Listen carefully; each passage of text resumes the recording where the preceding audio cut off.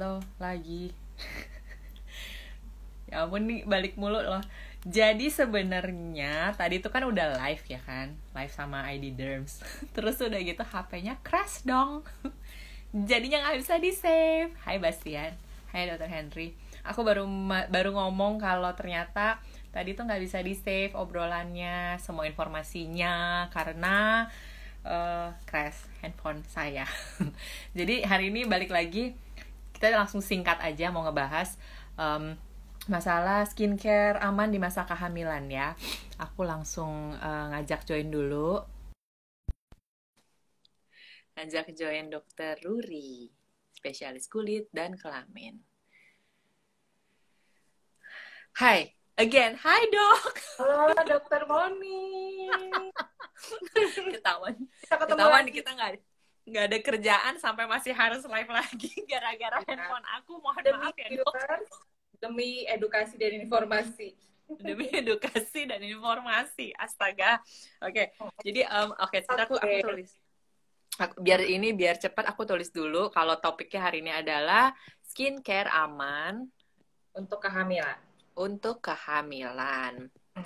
Kalau saya mah nggak apa-apa, mumpung kita lagi cantik begini kan dok. Jarang-jarang loh nih aku dandan, ya ampun. Skincare aman untuk kehamilan. Tadi udah sempat ngebahas sih, mungkin kalau misalnya ada yang baru join ya bisa bertanya lagi begitu kan. Gak apa-apa, kita bahas ulang aja, tapi mungkin gak usah lama-lama karena udah malam juga ya. Udah Tapi malam juga. mudah-mudahan sebagai pengantar tidur gitu sambil nonton Iyalah, edukasi melihat dua dokter kan. cantik gitu kan. Oke, ini kita langsung aja deh. Sebenarnya tadi udah sempat ada yang nanya-nanya, nah langsung Ya. aku pasangin lagi ya dok ya ininya apa slide yang tadi dokter Duri share. Kita buka slide-nya lagi aja. Oke. Oke, wait sebentar. Ya, kita mulai dari slide yang pertama. Ya, ini dia. Oke, ya.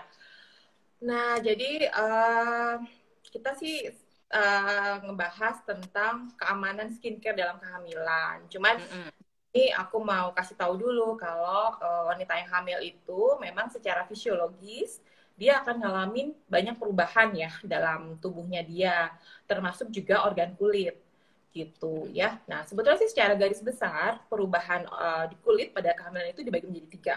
Ya, yang pertama yang berkaitan dengan hormon. Artinya ya memang terjadi perubahan di kulit karena pada ibu hamil terjadi perubahan hormonal, makanya itu terjadi. Terus yang kedua adalah pre-existing, artinya si ibu hamil sebelumnya dia udah punya riwayat sakit kulit nih atau gangguan di kulit, misalnya pada ibu-ibu hamil yang sebelumnya dia memiliki dermatitis atopik ya atau kecenderungan alergi yang muncul di kulitnya, atau misalnya si ibu hamil sebelum dia hamil dia memang punya sakit autoimun di kulit misalnya pada psoriasis misalnya. Nah, pada saat hamil itu dia bisa membaik atau bisa memburuk gitu. Nah, yang ketiga adalah gangguan di kulit yang timbul secara spesifik memang akibat kehamilannya. Nah, biasanya yang ketiga ini dia sifatnya lebih patologis, artinya menyebabkan penyakit pada si ibu dan mempengaruhi quality of life-nya dia. Gitu. Namun aku sih cuma akan bahas berbagai perubahan di kulit yang sifatnya fisiologis aja ya. Oke. Ya. Mungkin boleh slide berikutnya, Dokter Moni? Yang berikutnya. Nah, ini dia. Nah, ini yang akan banyak aku jelasin di sini bahwa gangguan di kulit yang timbul secara fisiologis itu dia bisa mengenai banyak, tidak hanya kulit tapi juga bisa kena rambut, bisa kena kelenjar atau jaringan ikat di bawah kulit, dan bisa kena kuku juga atau bisa kena ke pembuluh darah. Nah, apa sih yang biasanya terjadi secara fisiologis pada wanita hamil? Yang pertama, itu biasanya muncul namanya hiperpigmentasi atau istilah kedokterannya melasma. Atau melasma ini dikenal juga dengan istilah mask of pregnancy. Artinya dia kayak pakai topeng tuh. Kayak wanita hamil karena ada bercak flek warna gelap ya di wajah, dan bisa juga di bagian tubuh yang lain, misalnya kayak di payudara, di aksila atau di ketiak, bisa juga di paha atau di genitalia, dan bahkan kalau si ibu sebelumnya punya jaringan parut atau scar, scar itu juga bisa jadi lebih gelap warnanya gitu. Nah terus kalau rambut gimana perubahannya? Kalau rambut biasanya perubahannya agak menyenangkan nih, walaupun ada juga sih yang ngalamin ini ya. Jadi kalau biasanya wanita hamil, biasanya dia akan ngerasa rambutnya kayak lebih tebel gitu. Terus ngerasa kok lebih cepat tumbuh ya, rambut saya lebih cepat panjang gitu. Walaupun ada juga sih yang ngalamin kerontokan. Nah, hal ini tuh terjadi karena pada saat kehamilan, fase pertumbuhan rambut atau disebut juga fase anagen terjadi lebih memanjang gitu. Ya, itu. Nah, nanti setelah si ibu melahirkan, baru deh drop langsung masuk ke fase telogen yang memanjang. Rambut pada rontok, ditambah stres karena baru punya baby, ya. Dan itu akan memperparah si kerontokan rambutnya. Nah, kemudian bagaimana kalau kenanya ke kuku? Kalau kena ke kuku, biasanya si ibu akan ngerasa kukunya itu cepet banget panjang gitu. Kayaknya baru dipotong minggu lalu terus kan sekarang udah panjang lagi. Nah, itu karena perubahan hormon pada si ibu akibat hamil ya. Nah, terus juga bisa kena ke jaringan kulit, jaringan ikat yang ada di bawah kulit. Bentuknya apa? Bentuknya stretch mark ya. Stretch mark kayaknya dialami pada hampir semua ibu hamil deh. Dan ini emang sebetulnya fisiologis ya, walaupun secara kosmetik si ibu akan sangat terganggu banget gitu ya. Jadi ada gurat-guratan halus di perut, di paha gitu. Dan juga bisa kena ke pembuluh darah. Artinya bisa timbul kayak urat-urat halus, bisa muncul di wajah, kemudian bisa muncul di badan, ya. Dan kadang-kadang bentuknya kayak kedua telapak tangannya nih kayak kemerahan terus gitu, kayak habis megang benda yang panas gitu. Nah itu umum terjadi juga pada wanita hamil dan itu terjadi akibat perubahan pada pembuluh darahnya, gitu. Ya. Dan juga yang lain-lain, misalnya tadi mempengaruhi kelenjar ya, kelenjar kulit, dia bisa mempengaruhi kelenjar keringat, si ibu jadi jadi sering keringetan, terus kalau bisa mengenai kelenjar minyak juga di kulit, terus jadi beberapa ibu hamil jadi ngalamin jerawatan ya karena terpicu kelenjar minyaknya jadi lebih aktif gitu. Dan lain juga adalah kadang-kadang bisa timbul kayak ada muncul benjolan-benjolan kecil tuh ya di kulit yang namanya skin tag. Nah itu bisa muncul juga pada saat hamil. Jadi banyak sih perubahan yang terjadi di kulit ya akibat hormon ini gitu. Ya, langsung ke slide yang berikutnya ya dok ya. Terus kita lanjut lagi ke slide berikutnya. Nah di sini aku akan banyak sedikit bahas tentang melasma atau hiperpigmentasi pada kehamilan. Ya, kenapa sih pada wanita hamil itu gampang banget jadi flek yang biasanya dia nggak pernah ada flek gitu di wajah ya. Nah, terus sekarang jadi ada fleknya. Loh, kenapa gitu? Nah, ternyata ini tuh karena ulah suatu hormon yang disebut melanin stimulating hormone. Nah, pada wanita hamil kadarnya dia meningkat, aktivitasnya meningkat, menyebabkan melanosit terpicu dan akhirnya mudah timbul flek. Hal ini juga diperparah juga dengan nggak pakai sunscreen, ya. Jadi ternyata ibu hamil yang malas pakai sunscreen, maka risiko dia untuk muncul flek di wajah atau di area badan yang lain itu jadi lebih tinggi, gitu, ya. Dan biasanya jangan khawatir, hiperpigmentasi pada kehamilan ini akan berkurang, akan reda setelah si ibu melahirkan. Namun sebanyak 10% ada yang menetap. Kalau sudah menetap, jangan khawatir karena itu bisa dikurangi, bisa dipudarkan. Nah, kalau udah melahirkan tentu lebih aman kan pakai bahan-bahan yang mengandung bleaching agent atau zat yang bisa memudarkan flek. Gitu. Ya. Oke. Ini kita ke slide yang berikutnya ya, Dok ya. Ini slide favorit saya. Oh iya. Nah, ini adalah apa yang bisa dipakai dan apa yang tidak boleh dipakai pada ibu hamil. Nah, apa sih yang bisa dipakai? Kandungan apa yang boleh dipakai pada ibu hamil? Jadi, ibu hamil itu sebetulnya aman kalau dia mau pakai skincare yang ada kandungan misalnya AHA, ya salah satunya glycolic acid atau lactic acid atau azelaic acid. Itu adalah kandungan-kandungan yang punya efek anti-aging juga. Nah, Terus juga glycolic acid punya efek moisturizing. Jadi sangat bagus dan banyak juga banyak kita temukan di berbagai skincare OTC yang tersedia di pasar. Gitu. Jadi banyak ahli yang bilang kalau misalnya seorang ibu hamil ngerasa ngalamin flek-nya mengganggu banget, dia pengen ngobatin gitu. Atau tiba-tiba muncul jerawat. Nah, kalau lagi hamil kan nggak bisa tuh pakai produk OTC yang mengandung bahan yang biasanya ada untuk jerawat ya, misalnya asam salisilat. Nah, itu yang bisa dipakai jadi pilihan. Gitu. Kemudian yang bisa dipakai yang lain adalah vitamin C.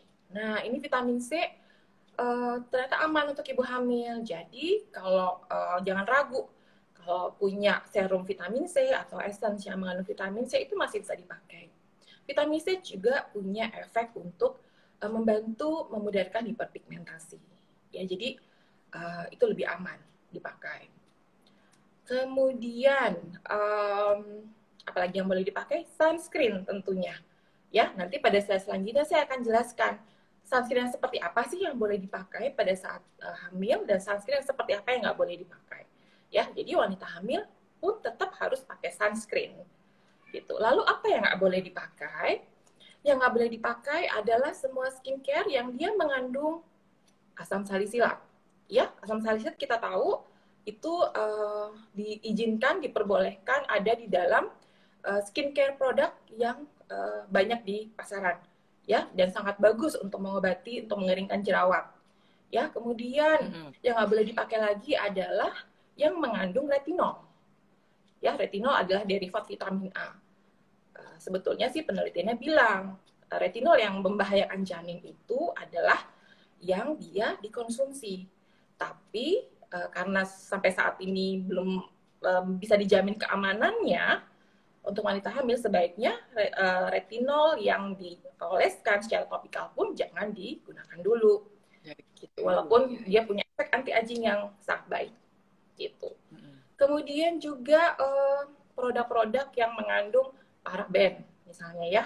Paraben kita tahu sebagai salah satu pengawet dalam skincare produk. Namun apabila digunakan dalam jangka waktu lama, terakumulasi, dia bisa punya efek hormone-like effect gitu. Jadi sebetulnya bahaya dan jangan dipakai juga kalau lagi hamil. Gitu, ya. Dan kemudian sunscreen yang chemical. Jadi sunscreen yang kimiawi itu sebaiknya jangan dipakai. Ya, jadi harus pilih-pilih sunscreennya. Kita nggak bisa sembarangan beli sunscreen. Itu nanti pada slide selanjutnya, boleh Dokter Monik? Oke, next slide ya. Ya. Nah, pada slide ini ditulis tuh di situ apa sih yang dimaksud dengan mineral sunscreen dan apa yang termasuk dengan chemical sunscreen. Jadi kalau misalnya beli sunscreen, lihat ya ingredients di belakangnya. Kalau dia ada tulisannya zinc oxide, titanium dioxide, maka itu adalah physical sunscreen yang boleh dipakai pada ibu hamil. Namun apabila di dalamnya juga tertera kata-kata seperti yang tertera di slide ya, mungkin mudah-mudahan masih pada ya bisa baca ya. Ada yang tulisannya oxybenzone, kemudian octocrylene misalnya, itu termasuk chemical sunscreen yang jangan dipakai untuk pada wanita hamil. Gitu Dokter Moni. Ya. Okay. Jadi intinya sunscreen dipakai adalah yang sunscreen fisik, bukan yang chemical. Kenapa? Karena sunscreen fisik itu dia sifatnya kayak cermin gitu. Jadi dia mantulin cahaya matahari, ya. Dia tidak diserap oleh badan. Tapi kalau chemical sunscreen, maka ada risiko diabsorpsi oleh badan kita. Jadi sinar matahari diabsorpsi dulu, kemudian dihancurkan. Kalau diabsorpsi oleh badan, masuk ke sirkulasi, berarti masuk ke janin juga. Makanya itu berbahaya. Oke. Ini selanjutnya. Ini next ya. Nah ini. Nah ini tapi nggak kebaca ya, sayang kecil banget. Ini sih aku cuma mau nunjukin aja bahwa ternyata nih tahun lalu ada penelitian yang bilang kalau terbukti chemical sunscreen itu ternyata bisa menyebabkan gangguan pertumbuhan janin dalam rahim. Ya, si janin bisa mengalami gangguan yang berkaitan dengan persarafan. Ya, salah satunya ternyata ditemukan dalam hal penelitian ini adalah janin yang si ibu sering memakai sunscreen kimiawi itu dia ngalamin yang namanya Hirschsprung disease gitu. Jadi ada keluhan di saluran pencernaannya dia gitu ya. Nah, akibat dari hasil penelitian ini juga banyak sekarang banyak komunitas ya orang-orang yang bikin petisi supaya kandungan chemical sunscreen ini dihilangkan. Jadi dilarang gitu karena ternyata membahayakan buat janin gitu. Ya. Terus mungkin mau nih. Ya, nah ini. Iya, oke. Nah, akhirnya seperti apa sih step merawat kulit bagi ibu hamil? Prinsipnya adalah stick to the basic, gitu. Ya, cukup kita pakai yang memang dibutuhkan secara basic untuk oleh kulit kita. Ya, artinya kita cukup pakai cleanser, kita cukup pakai moisturizer, dan juga cukup pakai sunscreen. Itu aja dulu, gitu. Tapi itu sebaiknya secara konsisten dilakukan oleh seorang ibu hamil setiap hari supaya kulitnya juga nggak kelihatan kusam, lalu flek di wajah juga nggak jadi tambah luas, gitu ya. Tentunya pilih cleanser yang aman. Gimana caranya? Triknya sih sebenarnya kalau beli berbagai macam facial wash atau cleanser di supermarket gitu ya, pilih yang memang dia diformulasikan untuk kulit sensitif biasa. Karena biasanya untuk kulit sensitif dibuat seringan mungkin kandungannya. Artinya tidak ada bahan-bahan yang menyebabkan iritasi di kulit. Gitu. Ya, karena hati-hati pada wanita hamil itu lebih sensitif. Bukan soal perasaan ya, tapi juga soal kulit. Gitu. Jadi dia lebih mudah mengalami iritasi gitu oleh bahan-bahan yang diaplikasikan di kulit. Karena itu sebisa mungkin pilih memang cleanser yang dia tidak mengandung alkohol ya, yang memang untuk kulit sensitif, kemudian tidak mengandung scrub misalnya, jadi tidak ada efek eksfoliasi. Walaupun eksfoliasi itu diperlukan untuk kulit kita, khusus pada saat hamil, mungkin sebaiknya seminimal mungkin ya, pakai bahan-bahan yang ada eksfoliasi atau scrubnya. Karena tadi, kalau terjadi iritasi di kulit, ya resiko yang kita nggak pengen adalah flek jadi lebih makin luas gitu. Ya, semua apa yang menyebabkan perlukaan di kulit akan berisiko bikin flek ada gitu. Oke. Nah, tadi mungkin ada sebelumnya tuh kan udah sempat ada yang tanya tuh ya, Dok. Jadi mungkin ini biar nanti bisa diinformasikan lagi. Nah, kalau misalnya dia punya flek, itu setelah hamil akan hilang atau enggak gitu. Dan kalau memang ternyata nggak bisa hilang, harus diapain gitu. Iya. Oke. Flek pada kehamilan itu aku close dulu ya, Dok, yang ini ya. Boleh. Slide-nya ya. Ya, di close slide-nya. Oke. Ya. Jadi memang 75% wanita itu dia akan ngalamin flek pada saat dia hamil. Ya, namun jangan khawatir. 10 sebagian besar itu akan hilang pada saat si ibu sudah melahirkan. Ya, namun ada 10% yang menetap. Jadi memang tetap ada risiko menetap. Nah, ternyata berdasarkan banyak literatur yang bilang 10% dari ibu hamil yang fleknya menetap itu salah satunya disebabkan karena tidak pakai sunscreen gitu ya. Jadi tahu ya betapa pentingnya sunscreen ini gitu. Jadi karena dia bisa mencegah fleknya jadi meluas dan menetap gitu. Nah, kalau ternyata masih ada nih si fleknya pada saat sudah melahirkan dan masih menetap setelah beberapa bulan melahirkan, jangan khawatir. Itu tadi baru.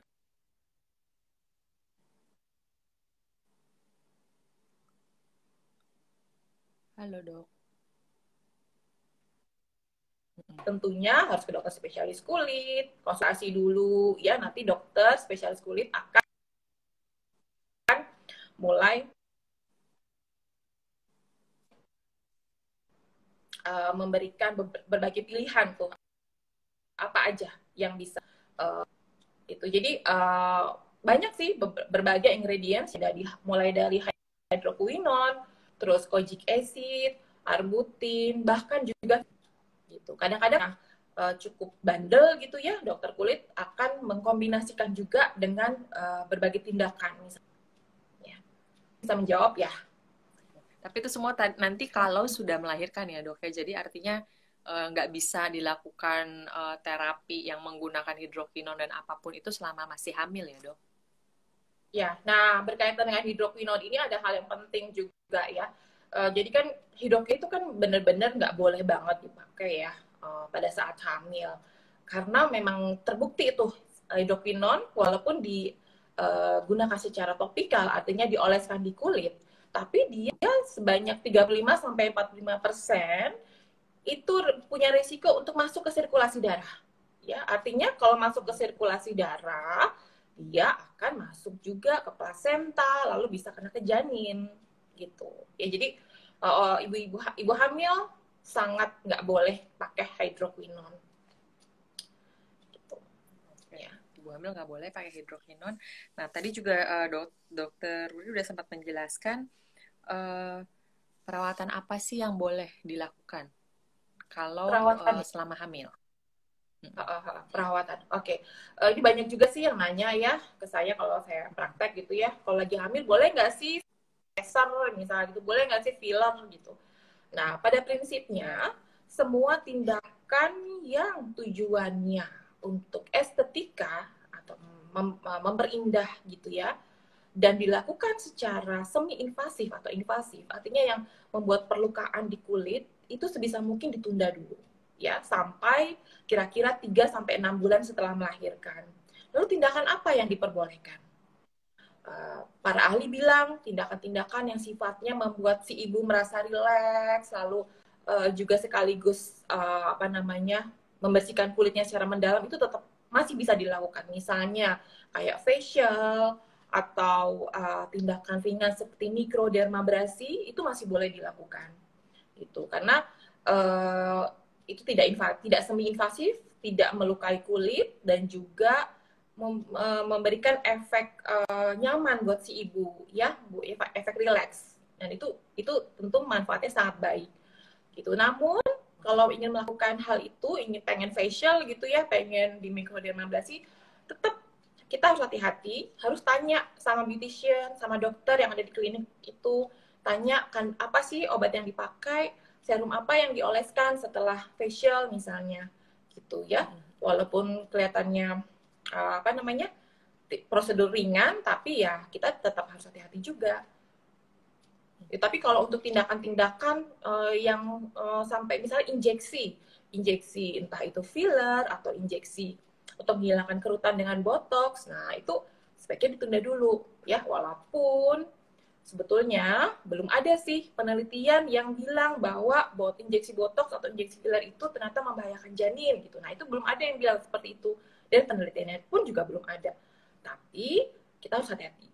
Ya, ada sih yang bilang kalau molekul botox itu terlalu besar untuk bisa sampai ke plasenta, untuk bisa masuk ke sirkulasi janin gitu. Jadi rasanya aman, tapi kita nggak tahu karena belum ada penelitian melakukan hal itu.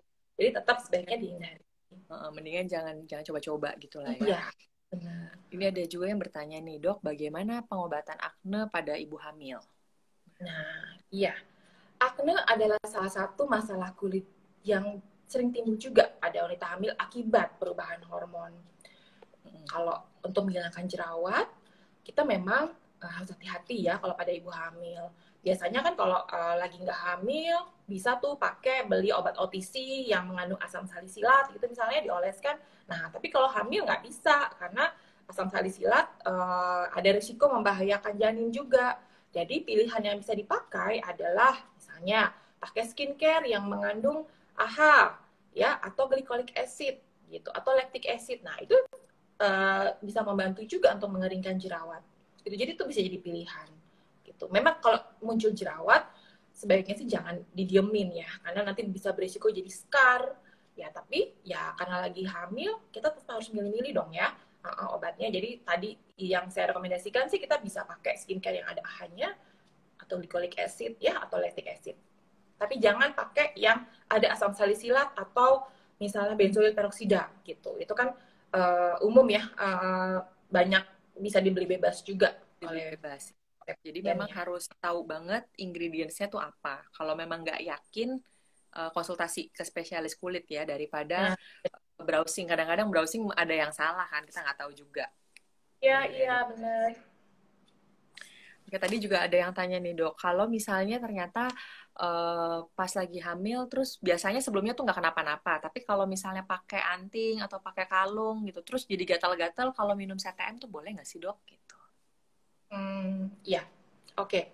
Nah, ini biasanya juga terjadi pada ibu hamil yang dia ngalamin dermatosis ya, istilahnya, atau eksim pada kehamilan. Nah, boleh nggak minum CTM? CTM itu kan termasuk golongan antihistamin ya kalau istilah kedokterannya. Dan termasuk golongan antihistamin yang bikin ngantuk. Bener nggak? Ya, kalau minum CTM biasanya ngantuk kan. Dia bikin ngantuk karena bisa melewati sawar darah otak. Gitu. Artinya si obat itu melewati sawar darah otak sehingga menyebabkan rasa kantuk. Ada efek kantuknya. Nah, kalau kalau terpaksa harus minum obat antihistamin, ya karena super gatel gitu ya, inflamatif banget gitu gatelnya, bisa pilih antihistamin yang golongan non sedasi, artinya yang tidak terlalu bikin ngantuk. Misalnya ya ada obat yang namanya cetirizine contohnya, atau loratadine misalnya. Nah, itu dia tidak sampai masuk ke sawah darah otak. Artinya kalaupun masuk sangat sedikit. Ya, jadi itu lebih aman. Kenapa? Kan sawah darah otak, Dok, bukan plasenta gitu ya. Nah, obat-obat yang bisa melampaui sawah darah otak, maka ada kemungkinan dia juga bisa melampaui barriernya antara sirkulasi ibu dan bayi. Gitu. Lalu nanti apa tuh resikonya kalau terlanjur minum CTM misalnya? Kalau dalam dosis kecil sih mungkin tidak apa-apa. Gitu. Tapi kalau misalnya dalam dosis yang agak besar, ya pastinya masuk ke senin juga. Gitu. Jadi CTM sih jangan. Kalau bisa cari yang golongan yang nggak bikin ngantuk ya. Jadi ada yang golongan non sedasi tuh yang namanya cetirizine atau loratadine. Gitu. Masih satu golongan sama CTM, tapi kalau CTM dia bikin ngantuk, kalau cetirizine dia tidak terlalu. Gitu. Jadi catat cetirizine atau loratadine. Ya, itu salah satu yang bisa dipakai. Oke. Oh, ini ada yang bertanya, dok, ibu hamil apakah sama dengan ibu menyusui, kandungan skincare-nya yang boleh dipakai? Nah, ini tadi udah ada yang nanya nih, tapi mungkin lebih jelas lagi dokter Ruri bisa jelasin. Ya, hampir mirip sih, hampir mirip. Walaupun biasanya pada ibu yang menyusui itu dia lebih ada toleransi ya dibandingkan ibu hamil. Kalau ibu hamil kan benar-benar strict banget apa yang boleh dipakai itu enggak. Kalau ibu menyusui umumnya sih hampir sama sih sebetulnya ya. Karena kan sama-sama ya apa yang dimakan sama si ibu gitu, apa yang diminum sama dipakai sama si ibu itu tetap ada risiko karena kalau dia menyusui maka bisa ditemukan di air susunya gitu, dan air susu itu kan diminum sama si bayi gitu ya, nanti si bayinya juga akan dapatkan efek dari apa yang si ibu minum gitu. Jadi prinsipnya sih hampir sama sih sebetulnya gitu deh. Ada lagi tadi yang bertanya, dan seperti itu jadi permasalahan semua wanita. Kalau yang biasa hamil terus udah gitu rambutnya biasanya dicat. Nah, begitu hamil tuh kan biasanya udah belang tuh ya. Setengahnya hitam, setengahnya rambut gitu. Nah, terus sebenarnya kalau cat rambut boleh nggak sih? Gitu. Mewarnai rambut saat hamil sebaiknya jangan. Karena apa? Karena umumnya pewarna rambut, terus bleaching yang buat rambut itu biasanya mengandung zat yang namanya amonia, dan ada satu zat lagi yang namanya diethyl something gitu ya, saya agak lupa. Nah, dua zat ini itu ternyata diketahui bisa mengganggu pertumbuhan janin dalam rahim. Gitu. Jadi ibu-ibu yang udah nggak jelas warna rambutnya, udah pengen buru-buru ngecat, sabar dulu. Tunggu sampai udah lahiran gitu ya, udah 3-6 bulan, nah baru boleh ngecat rambut lagi. Jadi itu alasannya. Ya. Saya kalau dengerin rambut jadi ketawa, soalnya itu bener-bener stres banget. Kalau misalnya, maksudnya Kalau sekarang tuh kan kalau mau melahirkan kayaknya maunya cantik gitu kan. Nggak mau melahirkan juga terus begitu foto mukanya udah Iya. mukanya nggak jelas, rambut nggak jelas gitu kan. Nah, kalau untuk sebenarnya kalau untuk perawatan-perawatan kayak misalnya mau eh, pasang bulu mata, eyelash extension kayak gitu, aman nggak sih dok tuh kayak kayak lem-lemnya tuh dok? Iya. Sebenarnya yang dia khawatirkan sih lemnya ya, gitu.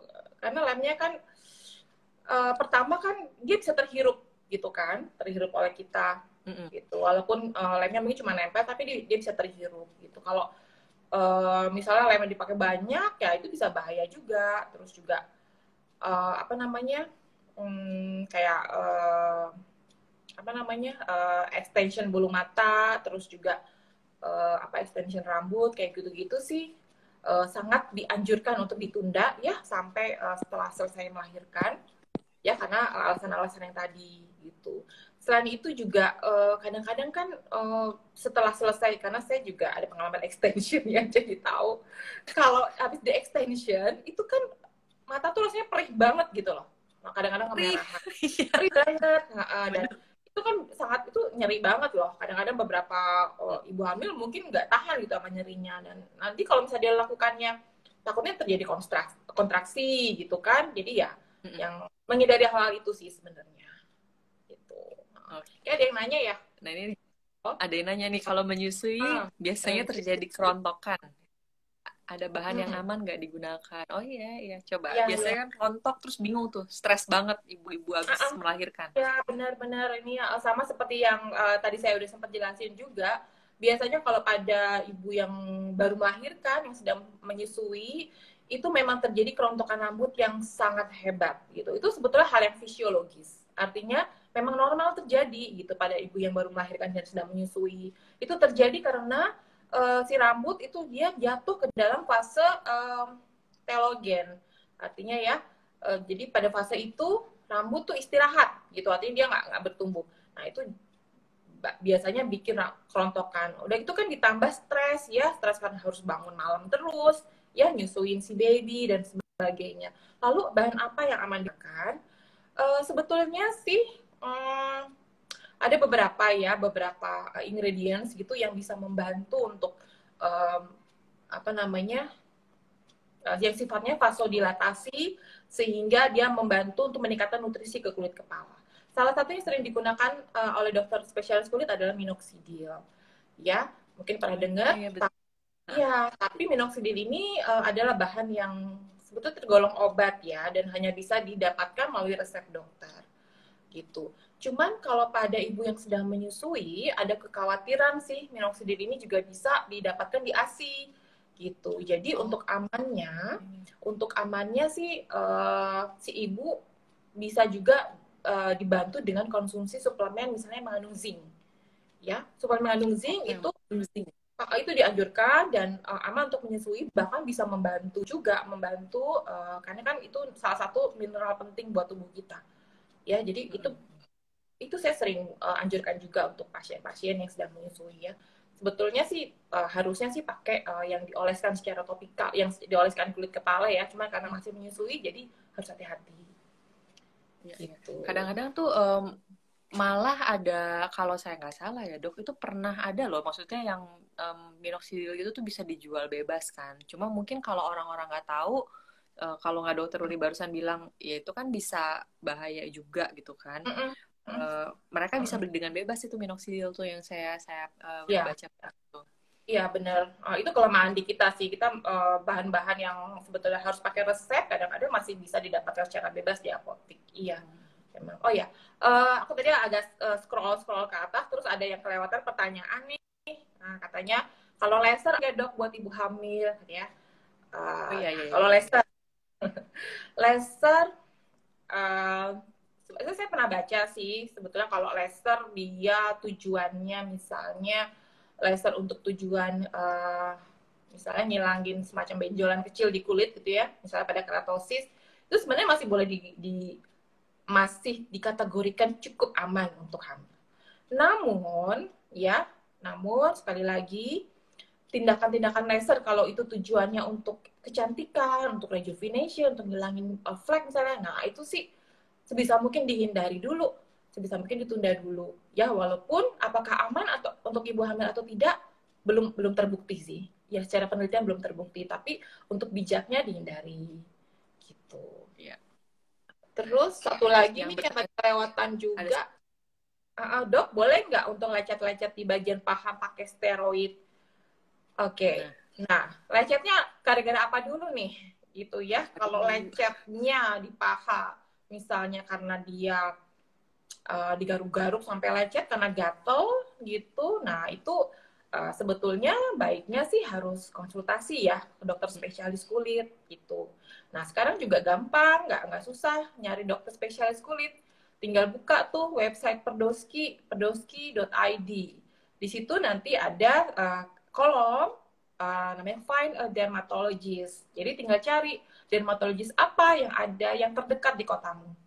Gitu. Jadi itu lebih baik ya dibandingkan nyoba-nyoba sendiri.